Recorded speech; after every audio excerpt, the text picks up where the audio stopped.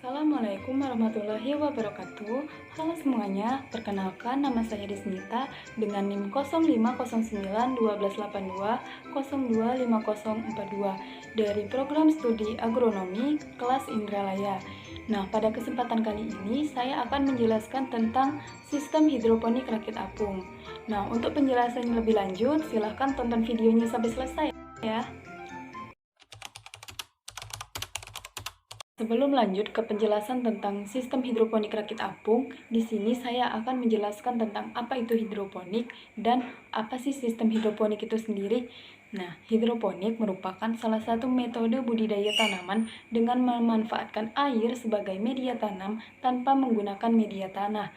Nah, hidroponik itu sendiri sangat menekankan pemenuhan nutrisi hara pada tanaman. Nah, untuk sistem hidroponik itu sendiri itu dibedakan menjadi 6. Yang pertama itu sistem WIC, yang kedua sistem rakit apung, yang ketiga itu sistem NFT, yang keempat sistem irigasi, yang kelima sistem pasang surut, dan yang keenam itu sistem aeroponik. Selanjutnya kita masuk ke pembahasan inti, yaitu sistem hidroponik rakit apung. Sistem hidroponik rakit apung merupakan salah satu sistem hidroponik yang menggunakan kolam penampungan air.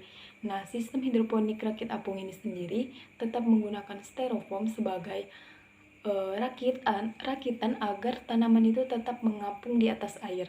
Nah, selain itu, sistem rakit apung ini juga tetap menggunakan rock wool sebagai media tanam dan juga menggunakan net pot sebagai wadah untuk menyangga tanaman. Nah, sistem rakit apung itu sendiri itu juga menggunakan metode yang hampir mirip dengan sistem WIC. Namun yang membedakannya pada sistem rakit apung itu tidak menggunakan kain flanel, di mana akar tanaman itu langsung menyentuh air nutrisi tanpa adanya perantara. Selanjutnya, adapun kelebihan dari sistem hidroponik rakit apung. Yang pertama yaitu biaya pembuatan rakit apung yang relatif lebih murah. Yang kedua yaitu perawatan yang lebih mudah.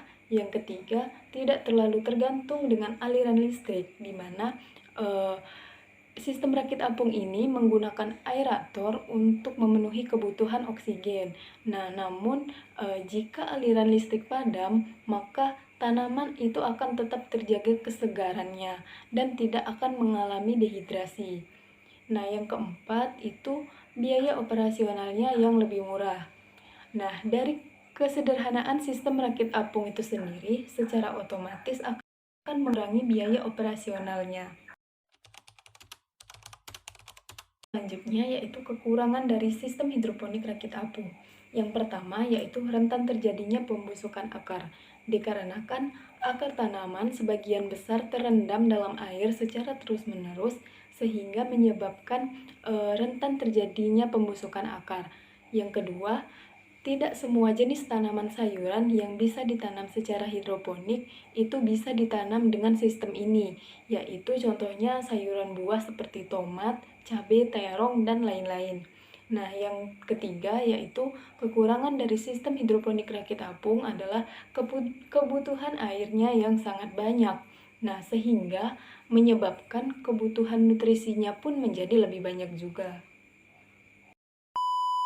Baiklah, mungkin itu saja yang dapat saya sampaikan. Kurang dan lebihnya saya mohon maaf. Saya akhiri. Wassalamualaikum warahmatullahi wabarakatuh.